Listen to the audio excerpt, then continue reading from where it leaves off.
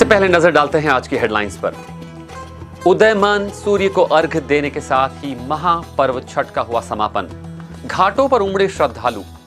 EVM में प्रत्याशियों की किस्मत है कैद। सुरक्षा के मद्देनजर विशेष इंतजाम।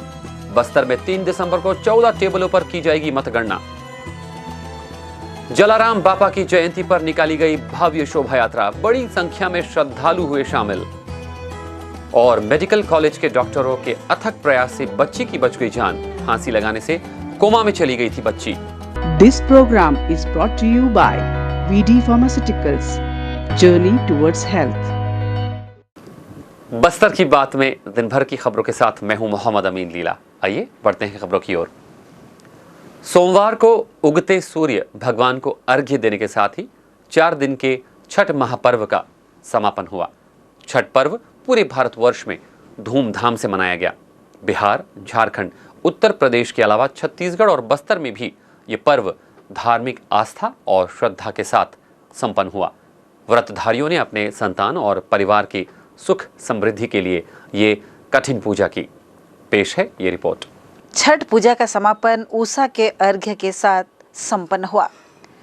संतान प्राप्ति, समृद्धि और मंगल कामना के पर्व छठ पर सोमवार की सुबह गंगा मुंडा तालाब, महादेव घाट और दलपत सागर के घाट में उगते सूर्य भगवान को दूसरा अर्घ्य दिया गया। इसके साथ ही पर्व का पारण किया गया। व्रतधारी सुबह 4 बजे से ही तालाब के इन घाटों में पहुंचने लगे थे। कमर तक पानी में डूबकर श्रद्धालुओं ने ये कठिन पूजा की। नहाए खाए से शुरू होकर उगते हुए सूर्य देवता को अर्घ्य देने के साथ पर्व का समापन हो गया। आस्था के महापर्व छठ पूजा का सोमवार को चौथा दिन यानी सप्तमी तिथि पर महापर्व का अंतिम दिन होता है। इस दिन सुबह उगते सूर्य को अर्घ्य दिया गया। नहाए खाए के बाद दूसरे दिन खरना और तीसरे दिन संध्या अर्घ्य और चौथे दिन उषा अर्घ्य सूर्य देवता को समर्पित किया गया और सूर्य देव और छठी मैया से संतान के सुखी जीवन और परिवार की सुख शांति और सभी कष्टों को दूर करने की कामना की। उदयमान सूर्य को अर्घ्य देने के साथ ही व्रतियों का 36 घंटे का निर्जला उपवास पूर्ण हो गया। इस पावन अवसर पर छठी माता के लिए बनाए गए खास व्यंजन, ठेकुआ और अन्य प्रसाद लोगों में श्रद्धालुओं ने बांटा। छठ व्रत एक कठिन तप वाला व्रत माना जाता है। इस व्रत में 4 दिवसीय अनुष्ठान होते हैं, जिसमें पहले दिन दाल, चावल और लौकी की सब्जी का भोग लगाया जाता है और छठ व्रती उसे ग्रहण करते हैं। चावल की खीर और रोटी और केले का प्रसाद दूसरे दिन खरना के लिए बनाया जाता है। खरना के बाद छठ व्रतियों के द्वारा 36 घंटे का निर्जला उपवास रखा जाता है। अर्घ्य के समय छठी मैया की वंदना के गीत भी गाए जाते हैं। सूर्य देवता और छठी मैया के पूजन के लिए भक्तों ने गन्ने और अन्य प्रकार के फल भी चढ़ाए। छठ घाटों में बड़ी संख्या में श्रद्धालुओं की भीड़ उमड़ी और उदीयमान सूर्य को अर्घ्य देकर व्रतधारियों ने धन, धान्य, पुत्र, यश और ऊर्जा भगवान भास्कर से मांगी। बस्तर की बात, जगदलपुर।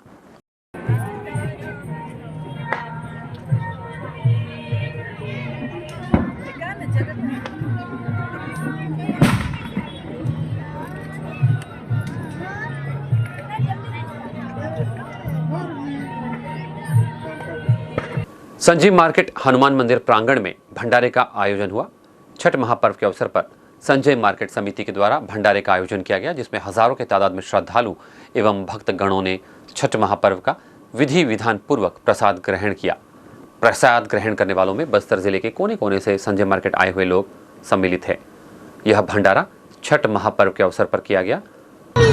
शिव शंकर दुबे, संजय मार्केट, जगदलपुर। छठ पर्व के उपलक्ष्य में हम ये प्रसाद का वितरण कर रहे हैं। संजय मार्केट व्यापारी वर्ग के लोग। कैसा लगता है ये भंडारा करके? बहुत अच्छा लगता है। कहाँ से लोग आएंगे आपके पास? पूरे संजय मार्केट के पूरे एरिया से सब लोग माता का प्रसाद ग्रहण करेंगे। बस्तर संभाग मुख्यालय जगदलपुर शहर में रविवार को श्री जलाराम सेवा ट्रस्ट समिति और श्री गुजराती समाज जगदलपुर के द्वारा श्री जलाराम बापा का 224वां जन्म उत्सव मनाया गया। इस अवसर पर रविवार सुबह से ही कार्यक्रम आयोजित किए गए। सर्वप्रथम प्रभात फेरी निकाली गई, जिसमें समाज के सभी श्रद्धालुगण सम्मिलित हुए। यह प्रभात फेरी गुजराती समाज से होते हुए पूरे शहर के चौक चौराहों से गुजरकर वापस समाज पहुंची। जलाराम मंदिर पर भगवान जी का विधि विधान पूर्वक स्थान ग्रहण करवाया गया। उसके पश्चात श्रद्धालुओं में प्रसाद का वितरण किया गया। जलाराम समाज के द्वारा एक अभियान चलाया जा रहा है, जिसके द्वारा गर्म कपड़ों का भी वितरण जरूरतमंदों को किया गया। इस अभियान की शुरुआत की गई। पिछले वर्ष गर्म कपड़ों का वितरण का जो अभियान था वह 1000 लोगों तक पहुंचाया गया था। इसके पश्चात दोपहर के धूमधाम से समाज के प्रमुखों के द्वारा शोभा यात्रा का आयोजन किया गया। फांसी लगाने से कोमा में गई 12 वर्ष की बेटी की जान मेडिकल कॉलेज अस्पताल डिमरापाल के डॉक्टरों के द्वारा बचाई गई। बताया गया कि 15 तारीख की शाम 5 बजे के आसपास सुकमा क्षेत्र की बच्ची अपने घर में फांसी लगा ली। उसे सुकमा जिला अस्पताल से डिमरापाल अस्पताल के शिशु रोग विभाग में रात्रि 1:30 बजे भर्ती करवाया गया। बच्ची की हालत बहुत गंभीर थी। हाइपॉक्सिक एनकेलोपैथी की वजह से बच्ची बेहोश थी। तत्काल इलाज और डॉक्टरों के अथक प्रयास से बच्ची की जान बचा ली गई है। अधीक्षक डॉक्टर अनुरूप ने बताया कि सारे स्टाफ की मेहनत, मॉनिटरिंग और समय रहते इलाज के कारण बच्ची ठीक हो गई।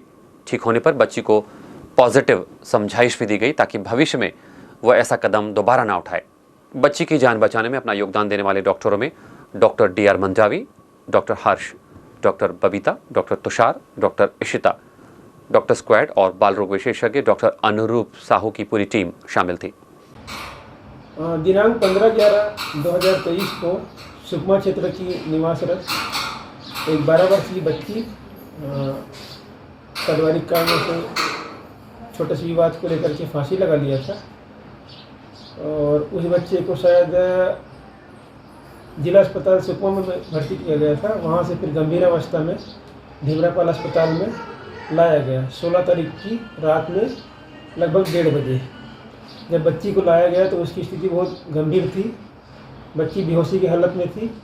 फांसी लगने से उसको हाइपॉक्सिक एनकेलोपैथी ब्रेन में ऑक्सीजन की कमी के कारण से बेहोशी की स्थिति में लाया गया था। बच्ची गंभीरतम अवस्था में थी। उसका संपूर्ण इंटेंसिव केयर इलाज किया गया यहाँ के चिकित्सकों और अस्पताल स्टाफ द्वारा और पूर्णतः स्वस्थ होकर के आज दिनांक 19/11/2023 को बच्ची डिस्चार्ज होकर अपने घर गई। बच्ची को यथोचित समझाइश भी दिया गया कि भविष्य में इस घटना की पुनरावृत्ति न करें। बस्तर संभाग मुख्यालय जगदलपुर में बस्तर जिला डडसेना कलार समाज के द्वारा भगवान सहस्त्रार्जुन महाबाहु का रविवार को जयंती मनाई गई। हम आपको बता दें कि भगवान सहस्त्रार्जुन चंद्रवंश के आदि पुरुष चंद्रमा बड़े ही तेजस्वी, शक्तिशाली, प्रतापी और कीर्तिवान सम्राट थे। उन्हें तेज, सुंदरता और औषधि विज्ञान का वरदान प्राप्त था। इन्होंने ही श्रेष्ठ औषधियों और सोमरस का आविष्कार किया था। महाराज चंद्र के राज्याभिषेक पर ही सर्वप्रथम वेद मंत्रों का प्रयोग हुआ। राजा चंद्र के वंशज सहस्त्राजित के वंश में भगवान सहस्त्रार्जुन महाबाहु एवं कोष्ठा के वंश में भगवान श्री कृष्ण ने जन्म लिया। इनकी कीर्ति और यशगान वेदों और पुराणों में उल्लेखित है। भगवान सहस्त्र बाहु के प्रातः स्मरण और उनकी जन्म कथा जानने मात्र से इस लोक और परलोक में लाभ तथा मोक्ष प्राप्ति के संबंध में मत्स्य महापुराण के 43वें अध्याय श्लोक क्रमांक 52 में उल्लेखित है। जो मनुष्य प्रातः उठकर श्री कार्तवीर्य अर्जुन का स्मरण करता है उसके धन का नाश नहीं होता। यदि नष्ट हो भी जाता है तो वह पुनः उसे प्राप्त कर लेता है। जो मनुष्य श्री कार्तवीर्य अर्जुन के जन्म वृतांत को कहता है उसकी आत्मा यथार्थ रूप में पवित्र हो जाती है और वह स्वर्ग लोक में प्रशंसित होता है। सहस्त्राजित के वंशज महाराजा कृतवीर्य के धर्मपत्नी महारानी पद्मिनी ने पुत्र प्राप्ति हेतु महासती अनुसुईया की सलाह पर भगवान विष्णु का व्रत कर उन्हें प्रसन्न किया और उनसे पति की मनोकामना पूर्ण होने का भी वर मांगा। महाराज कृतवीर्य ने वर मांगा कि मुझे ऐसा यशस्वी और प्रतापी पुत्र दीजिए जिसका यश ब्रह्मांड में फैले और जिसे आपके अतिरिक्त कोई हरा ना सके और वो हमेशा जीते। भगवान विष्णु ने ऐसा ही वरदान दिया। कार्तिक शुक्ल सप्तमी को पुत्र रत्न की प्राप्ति हुई जिनका नाम उन्होंने अर्जुन रखा, जिसे इतिहास में भगवान सहस्त्रार्जुन महाबाहु के नाम से प्रसिद्धि मिली। भगवान विष्णु के 27वें अवतारों में इन्हें भी एक अवतार माना गया है। इनके द्वारा रावण भी एक युद्ध में पराजित हुए थे। सहस्त्र बाहु की जयंती पर समाज के सभी गणमान्य नागरिक और पदाधिकारी कार्यक्रम स्थल पर मौजूद थे। मैं नरेश जायसवाल, डंडसेना कलार समाज शहर जिला इकाई अध्यक्ष। आज हमारे स्वजाति बंधुओं द्वारा हमारे आराध्य देव राजराजेश्वर सहस्त्रबाहु अर्जुन की जयंती मनाई गई काफ़ी हर्षोल्लास के साथ में, और हमारे स्वजाति बंधु हमारे माताएं सभी उपस्थित थे, और हमारे जो संरक्षक हैं श्री वसंतलाल जैन जी भी थे, हमारे अध्यक्ष प्रफुल्ल सेठिया जी, हमारे सलाहकार भुवनलाल जैन जी और सभी मौजूद थे, और हमारे आराध्य देव सहस्त्रबाहु जयंती मनाया गया। और आगामी समय में भी समय समय पर समाज के द्वारा यह निर्णय लिया गया कि समाज का बैठक होगा और दिसंबर माह में परिचय सम्मेलन।